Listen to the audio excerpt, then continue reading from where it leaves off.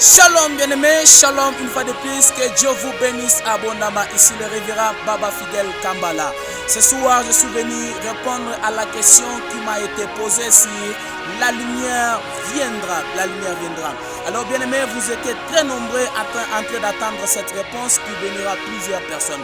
Bien-aimés, moi d'abord, je me suis aussi posé la question, pourquoi Dieu n'a pas dit que vous êtes les étoiles du monde? Pourquoi Dieu n'a pas dit que vous êtes la lumière du monde? Pourquoi Dieu n'a pas dit que vous êtes le soleil du monde? Mais Dieu a dit vous êtes la lumière du monde. Que quelqu'un me dise la lumière du monde. Écoutez, parce que vous devez bien aimer écouter que les hommes de ce monde, certains se présentent comme étant le fils du soleil, dont Pharaon l'avait considéré comme le fils du soleil. D'ailleurs, vous devez savoir que même Baal était considéré comme le fils du soleil. Vous devez savoir qu'il y a des grandes divinités qui ont régné à la surface de la terre, bien-aimée. Et dans l'histoire de l'humanité, parmi ces grandes divinités, il y a celle qu'on appelle par Astarté, qui est le dieu de la ligne. On appelait aussi c'est Maramis, qui est celui qu'on appelle Baal, qui est le dieu du soleil.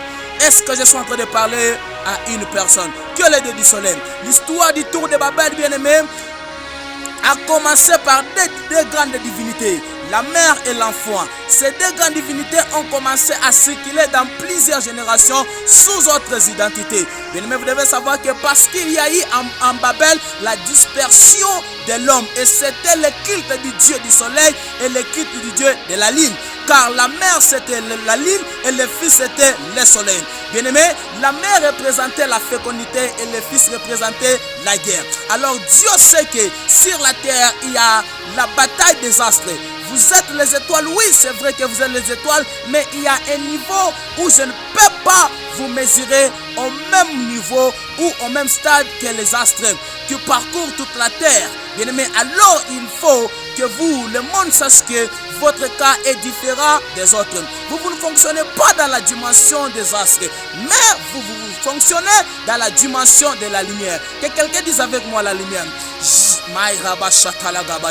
Est-ce que je parle à une personne? Je vais t'expliquer une chose. Le soleil n'est pas la lumière. La lune n'est pas la lumière. La lumière a existé avant le soleil. La lumière a existé avant la lune. La lumière a existé avant les étoiles. Souvenez-vous, Genèse chapitre 1 verset 14, la Bible déclare, Dieu dit qu'il y a des luminaires dans l'étendue du ciel pour séparer le jour d'avec la nuit, que ce soit des signes pour marquer les époques, le jour et les années. My God, est-ce que je suis en train de parler à une personne? Alors, il est écrit dans le livre de Genèse chapitre 1, verset 1 à 2. La Bible déclare, au commencement, Dieu créa le ciel et la terre. Vous devez savoir que la terre était informe et vide. Il y avait des ténèbres à la surface de l'abîme et l'Esprit de Dieu se mouvait au-dessus des eaux. Alors, Dieu dit que la lumière soit et la lumière fit. C'est-à-dire la lumière a commencé à exister avant que le soleil existe. Avant que la lune et les étoiles existent. Bien-aimés frères et sœurs, vous devez savoir que la lumière est plus puissante et plus grande que la lune. Le soleil et les étoiles, alors la lune. Bien-aimés, vous devez savoir que les étoiles sont périssables. Tout ce qui est fait par la science vont vous dire qu'il existe des types d'étoiles qu'on appelle étoiles mortes. Même les étoiles peuvent être détruites. Bien-aimés, vous devez savoir encore que les étoiles peuvent être aussi détériorées, mais la lumière, on ne peut pas la détruire. Quand on a essayé de détruire la plus grande lumière à la croix, c'était impossible. Bien aimé, vous devez savoir que alors quand Dieu avait dit que la lumière soit, c'était l'apparition de Jésus sur la terre. C'était à cause de cela qu'en Colossiens on dit que tout a été créé par lui et pour lui. Dans Jean chapitre 1, la Bible dit ceci, que tout ce qui existe sur la terre a été créé par la lumière. Que quelqu'un dise avec moi, la lumière viendra.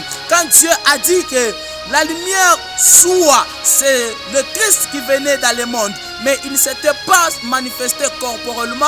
C'est la ligne des raisons pour laquelle, bien aimé, la Bible déclare que il est venu sur les cieux, mais les siens ne l'ont pas reconnu, parce que celui qui le voyait en chair et en or, c'était une lumière qui avait été relâchée en Genèse 1. Éclat sauvériable de leur assoute les païens. Est-ce que je parle à une personne? Dieu est en train de m'amener dans une histoire de Joseph et ses frères. Bien-aimés, vous devez savoir que ses frères étaient des astres. Souvenez-vous, lorsque Dieu visite Abraham et dit à Abraham que tu auras une grande descendance, de sorte que des sorts de ta tente, et regarde, il voit les étoiles et il dit, compte si tu sauras les compter. Et il dit, je ne saurais pas les compter. Bien-aimé, Dieu dit, c'est à ça ressemblera à ta descendance en fait. Alors, en d'autres termes, bien-aimés, que le nombre des étoiles représentait la progéniture d'Abraham. Et Dieu effectue la même chose avec son petit-fils qui est Jacob. Il dit, regarde les étoiles et en c'est ça que ressemblera ta descendance. Bien-aimés, vous devez savoir, quand Abraham regardait les étoiles, il regardait Isaac qui devait venir. Parce que les étoiles représentaient sa progéniture, Abraham a vu Isaac avant qu'Isaac puisse naître. Abraham a vu Jacob avant que Jacob puisse naître. Abraham a vu Judas avant que Judas puisse naître. Pourquoi? Parce que Abraham ne les a pas vus corporellement ou physiquement, mais il les a vus. Il a vu l'air et lumière luire dans les airs, a vu leurs étoiles. Est-ce que je parle à une personne lorsqu'elle est rappelée de la vérité de grâce? Bien aimé, la Bible parle des mages qui n'avaient pas vu Jésus physiquement, mais ils avaient vu son étoile. Alors celui qui a vu ton étoile t'a vu. Celui qui a touché ton étoile t'a touché. Alors Abraham a vu les étoiles dont il avait touché sa descendance, sa postérité. Comment il devrait être esclave, comment il devrait être esclave en Égypte. Il avait vu tout dans une vision. Donc Abraham était prophète parce qu'il a vu la nation d'Israël avant que la nation existe. Pendant que les hommes ordinaires voyaient les étoiles, mais Abraham lui voyait sa progéniture, sa postérité. Est-ce que je parle à une personne? Jacob aussi a eu Jacob a eu aussi, bien aimé frères et sœurs, la grâce de voir seulement les simples astres, mais voir toute sa descendance ou toute sa tribu.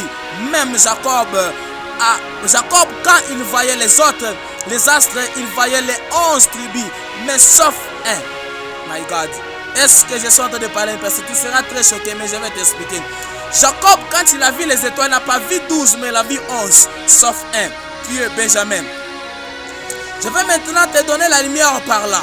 Joseph fait un rêve où il voit ses frères se prosterner devant lui, n'est-ce pas, alors que ses frères étaient représentés comme les étoiles. Son père représentait comme le soleil en fait, et sa mère représentait la lune. Ce n'est pas tout, il a vu ses frères, les étoiles, donc 11 étoiles se prosternaient devant lui.